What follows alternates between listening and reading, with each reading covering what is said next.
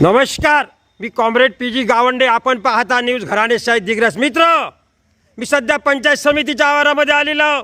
या ठिकाणी भिलवाडीच्या महिला मंडळ उपस्थित झालेलं आहे. भिलवाडी शिंगत जवळील भिलवाडी, त्या ठिकाणी आपले पुंडलिकराव कुरोडे महाराज प्रामुख्याने त्यांचे नेतृत्व करत आहेत. आणि त्या महिला यासाठी आलेल्या या ठिकाणी की त्यांना घरकुलपासून वंचित आहेत. अनेक वर्षापासून म्हणजे दरवर्षी बापाला भेटते, पोराला भेटते, आजोबाला भेटते, बायकोला भेटते, सुनीला भेटते, नाताला भेटते, एकाच घरात, पण यायला घरकुल आजपर्यंत भेटलं नाही. हे त्यांचं म्हणणं आहे. काय म्हणता कुरोडे महाराज, सांगा. मी कुरोडे महाराज बोलतो. भिलवाडी भिलवाडी ग्रामपंचायत आहे. हे विधवा बाया आहेत, त्यांना सुद्धा घरकुल सुद्धा नाही. जे गरीब लोक आहेत त्याला सुद्धा घर नाही आहे. बरं, बोला तुम्ही, बोला. असं तर घरकुल 10-15 वर्षापासून हे लोक असेच ग्रामपंचायतवाले किंवा दरवर्षी यादी त्याच्याच मनानं करते. तर पूर्ण सदस्य बसून त्याचे बा तुला किती आहे, तुझे किती आहे असे म्हणून ते जवळचेच माणसं घेतात. आणि बाकी आमच्या गोरगरिबाला घरकुल मिळत नाही. हे आमचे शिंगतचे ग्रामपंचायतचे सदस्य, सरपंच हे आणि पुन्हा जे ग्रामपंचायतचे जे परमानंद चपराशी आहे त्याला सुद्धा घरकुल देण्यात नाही आलं. त्याच्या 3 किस्त्या काढल्या. तर त्या लोकांना जर म्हणायला गेलं तर ते लोक म्हणते आम्हाला देता येते असे. ते सरदार साहेबांना आज मला असं सांगितलं. आम्ही चौकशीला आलो होतो म्हणून हे आमची अशी मागणी आहे. तर आम्ही बीडीओकडे आलो तर आम्हाला बीडीओ साहेब कधी पण भेटत नाही. हे अशी आमची आग्रहाची विनंती आहे की या लोकांना घरकुल भेटलं पाहिजे.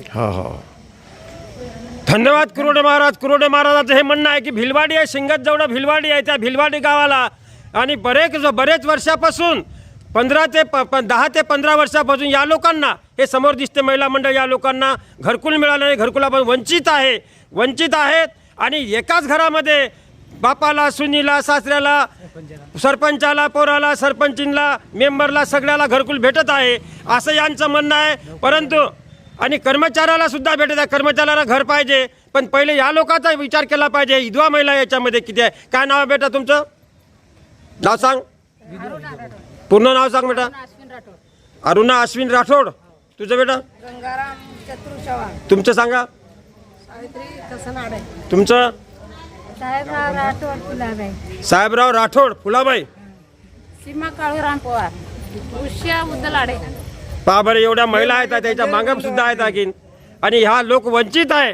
ग्रामपंचायत समिती हा ग्रामीण भाग आहे. ग्रामीण भागामध्ये घरकुलाच्या याद्या, ग्रामीण भागातल्या लोकांना शिक्षण कमी असते, अशिक्षित लोक असतात. बरेचसे लोक 100तून 5 लोकांना इंग्लिश याद्या वाचता येते. हे घरकुलाच्या याद्या इंग्लिशमध्ये लावते आमची पंचायत समिती. कोणा शिकवली? महाराष्ट्राची भाषा बोली भाषा मराठी आहे आणि घरकुलाच्या याद्या इंग्लिशमध्ये लावते. बीडीओ साहेबाला अर्ज दिला. आज बीडीओ साहेब नाही वाटते आहेत का? नाही. तर सांगायचं तात्पर्य, आता या इंग्लिशमध्ये आमची ग्रामीण जनता वाचणार आहे का होते याद्या? घरकुलाच्या याद्या इंग्लिशमध्ये लावता तुम्ही बोर्डावर आणि मागतली यादी तर इंग्लिशमध्ये देतात. म्हणजे काय? अरे ग्रामपंचायतमध्ये, ग्रामीण भागामध्ये म्हणजे जास्तीत जास्त अशिक्षित लोक राहतात आणि 100तून 5% लोक सुशिक्षित असतात. ते इंग्लिश वाचता येत नाही त्याला धड, आणि तुम्ही इंग्लिशमध्ये याद्या लावता. महाराष्ट्राची बोली भाषा मराठी आहे. मराठी लावा बीडीओ साहेब, मराठीमध्ये याद्या लावा. तुम्हाला माहीत आहे का, श्रावणबाळच्या याद्या दिग्रज तहसीलमध्ये लावल्या होत्या. 5 घंट्यामध्ये त्यांनी केल्या. कॉम्प्युटरमध्ये बटनच दाबा लागते. म्हणजे राऊत साहेब म्हणे तहसीलदार. ते राऊत साहेब का माझे सोयरे आहे का? अरे चांगल्याची तारीफच करावं लागेल. तुती का कोणाची करते माणूस? ज्याचं चांगलं काम केलं त्यात तुती केली पाहिजे, वाईट केलं त्याचं वाईटच म्हणलं पाहिजे. म्हणून तहसीलदार साहेब, राऊत साहेब म्हणेन 5 घंट्यामध्ये येऊन त्याला कशाला तुम्ही निवेदन वगैरे देता म्हणे.